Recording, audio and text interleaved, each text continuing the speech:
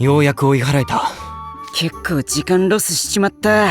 急いで連絡ポイントに。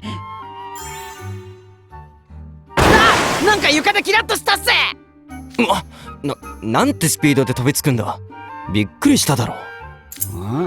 なんだこれ、栓抜き？明らかに栓抜きだな。どうしてこんなところに？ところどころサビもついてるし、リユースショップに買い取ってもらえなさそう。ガラクタに咲くポケットの空きはないっす。すーてよ。頼む。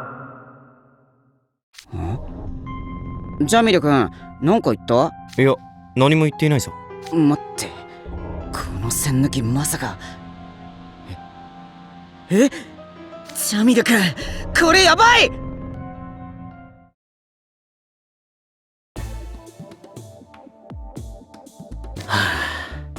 あれほどまだその部屋の魔法石には触るなと言ったのに、ウィンターのやつ、よりによって宝物を落とすなんて、やはり現実は想像通りにいかないな。あれ、この道行き止まりですね。地図で見るとこの先に魔法石が置いてある小部屋があるはずなのに、地図が間違っているとか？それはないだろう。おそらくあった。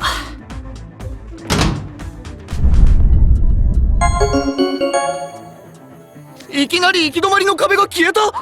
ミナジールさん、何をしたんです？床にあった出っ張りを踏んだだけだ。これが開閉のスイッチになっているんだろう。だがおそらく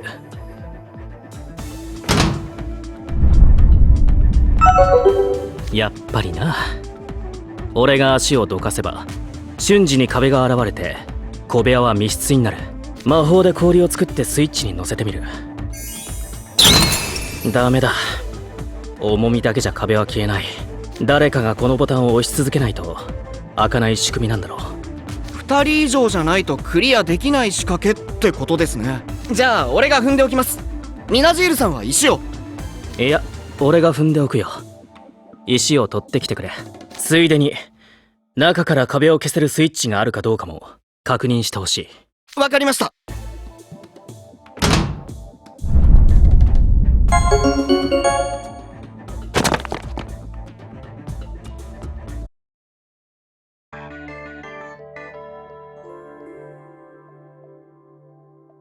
この部屋は奥に細長く、石が置いてある場所はスイッチを踏んでいる人間から完全に死角だ。もし外にいる俺が敵に狙われてスイッチから離れれば、中にいる人間は完全に閉じ込められる。スイッチを踏む人間の方が荒ごとに対応しやすい人材であるべきだ。もしこのタイミングでナイトレイブンカレッジの選手に遭遇したら、奴らは容赦なく俺を狙ってくる。そして部屋の中にいる一人を部屋に閉じ込めることで無力化しようとしてくるだろう。汚い手ではあるがルール違反ではない。俺でもそうする。ミナジールさん、魔法石を回収して部屋の中を調べてきました。内側から壁を消すためのスイッチはなかった。外側からしか開閉できないみたいです。わかった。ディエーレが気を散らしてオリバーが閉じ込められないようにあいつらにも共有しておかないとな。一度踏んだら相手の顔をもう一度見るまで絶対足をどかすなよってみんなに伝えておきます。かなり石が集まった。自陣の台座に向かいつつ途中にある補充装置で魔力を満たしていこう。それにしてもこの遺跡の中って階段だらけですね。俺は運動部だし体力には自信があるけど、文化部のやつらはしんどいだろうな。文化部のやつらはもやし揃いだって？俺がバテてるように見えるのか？ミナジールさんって文化部でしたっけ？演劇部だ。総合文化祭でやったミュージカルにも出てたぞ。ルームメイトが出てたから見に行きましたよ。でも出てた記憶がないんですけど。姫がいただろ？赤いドレスの。はい、主人公と結ばれる砂漠のお姫様ですよね。あれは俺だよ。全然わからなかった。女子生徒が演じてるんだとばっかり。結構うまいだろ？というかうちは男子校なんだから女子生徒がいるわけ。止まれ、ティム。どうかしました？この階段、登ってきた時より下っている今の方が段数が多い。俺と喋りながら段数なんか数えてたんですか？幻影魔法に引っかからないように歩数を数えながら行動するのは基礎中の基礎だぞ。おそらく魔法石を持ち出した者が遺跡から脱出できないようにするための仕掛けだな。このままだと永遠に下のフロアにたどり着けない。どうします？一旦引き返しますか？いや、俺に任せておけ。この程度の魔法ならすぐに解ける。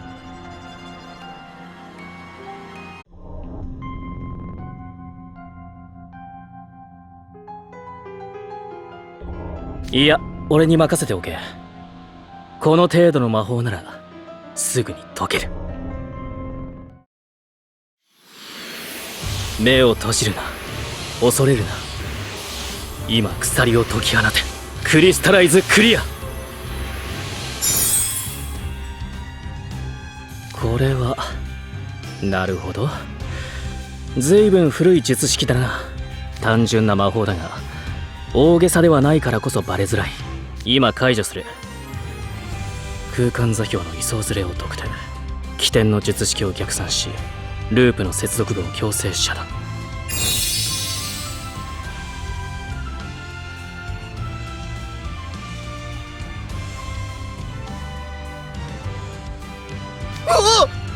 俺たち天井を歩いてる？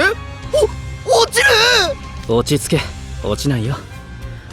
魔法で重力と視覚をねじ曲げて感覚を狂わされていたんだ。自分では下っているつもりでも実際は上のフロアへ歩かされていたのさ。だからいくら階段を下っても下の階層には降りられないって仕組みだ。騙し絵みたいで面白い。悪くないセンスだな。でも俺を逃がさないようにうちの宮廷魔法師たちが作った鳥かごの方がはるかに手強かった。あの手この手で自由を奪う連中を出し抜いてきたんだ。この程度じゃ俺は縛れない。簡単に俺を閉じ込められると思わないでほしいね。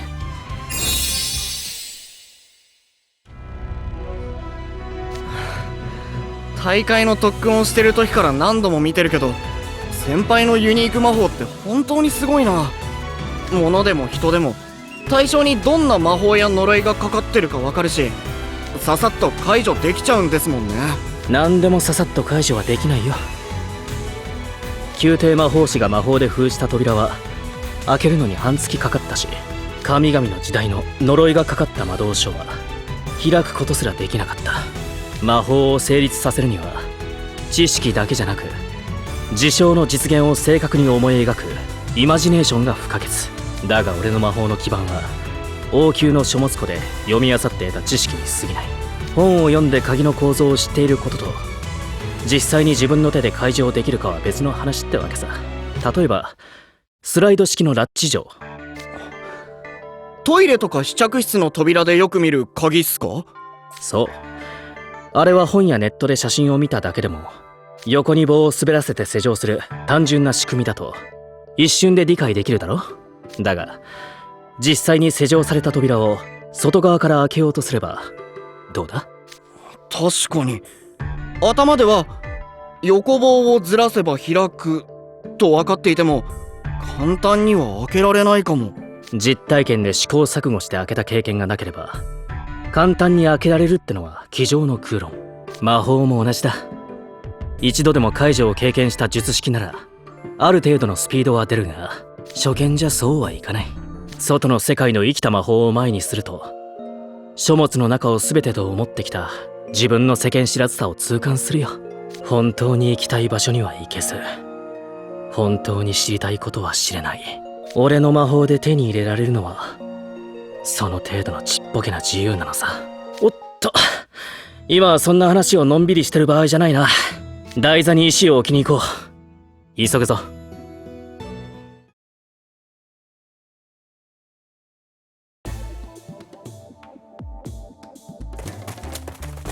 もうすぐ1回目の情報共有のための集合時間です。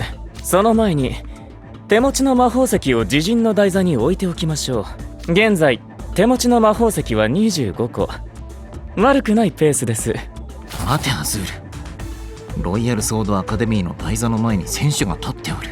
まだ序盤ですし、彼らが僕たちの石を狙う旨味はないと思いますが。逆じゃ逆。奴らがまだ石を置いていないなら、隙を見てわしらが奪うのはルールの範疇。こういうのは勝ったと思った瞬間が一番隙ができやすい。一旦のゴールとなる台座の前が最も気が緩むタイミングじゃろ。おや、残念。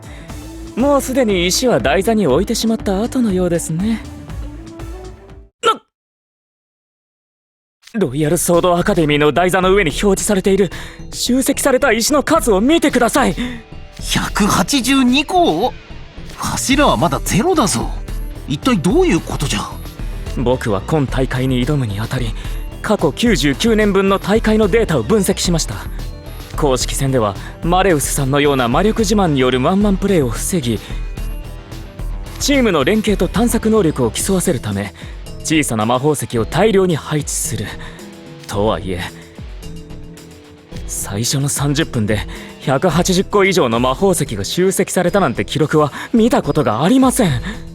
まさか他の奴らが撃破されて石を奪われた。ここで推測していても拉致が開きません。急いで我々の石を自陣の台座に収めて集合場所へ向かいましょう。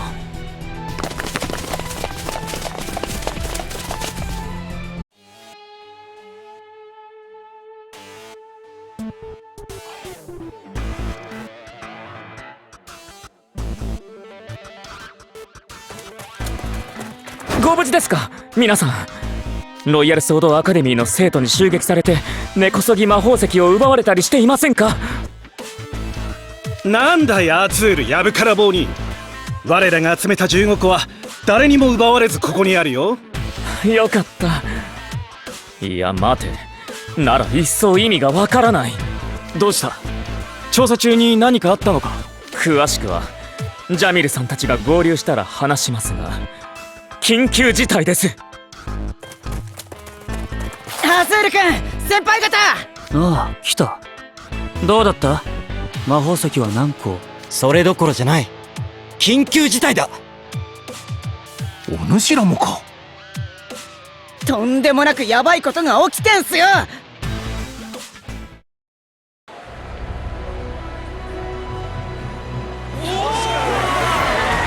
これは驚きです。ロイヤルソードアカデミーの集めた石の数はなんと180個超え。一体何が起こっているんでしょうか。私もこの数字は見たことがありません。大会始まって以来の大記録です。ありゃ、まだ序盤なのにいきなり大ピンチじゃん。妙ですね。ロイヤルソードアカデミーの選手は石を自陣の台座へ置いてすぐに上層へ戻っていく。その間チームメンバーと情報交換をしている様子が一切ありません。なのに彼らはよどみなく仲間とは違うポイントへ向かっていく。動きに無駄がなさすぎます。絶対ありえないよね。モストロラウンジでも客の退店後にテーブルをバッシングするときは他のスタッフに声かけるし、席の予約あったらその席に別の客を通さないように情報共有すんじゃん。じゃねえと二度手間になったりダブルブッキング起きたりするから。ええ。そしてこの競技で地図が配布されたのは競技が始まる直前。競技開始までの短い時間で敵陣営の動きを予測し、それを踏まえた二度手間を生まない動線を決めるなど、どう考えても不可能です。しかも選手は敵味方合わせて14人もいるわけで、不測の事態は避けられない。石を回収済みの場所へ重複して足を運んだり、同じ罠にかかったりするものが必ず発生するはず。現にナイトレイブンカレッジのやつら、アズールも海蛇くんたちもみんな律儀に同じループする階段に引っかかってたじゃん。受けたけど。それは当然かと。彼らはまだ初回の情報交換も終えていませんから。ですがロイヤルソードアカデミーの選手にはその無駄な動きが一切見受けられない。彼らは決して同じ罠に引っかからず、他のメンバーが向かっていない場所へ迷わず向かっていく。一体なぜそんなことが可能なんでしょう。ずるしてスマホを持ち込んでるとか？全国放送されているこの大会であからさまな違反行為を教師たちが見逃すとは思えませんね。だよね。でもほら、あそこのモニター見てよ。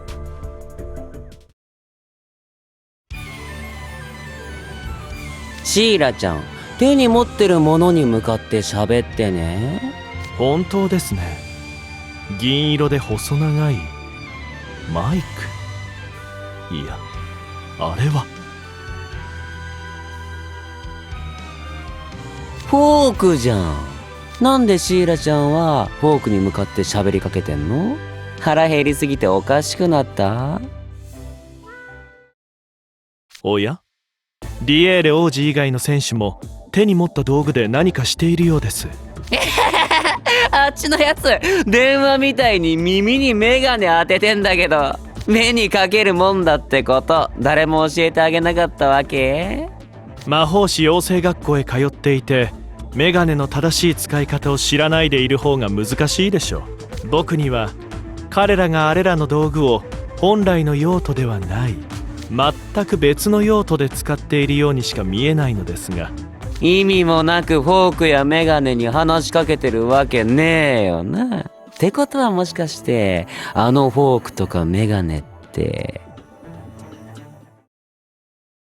栓抜きで通話している？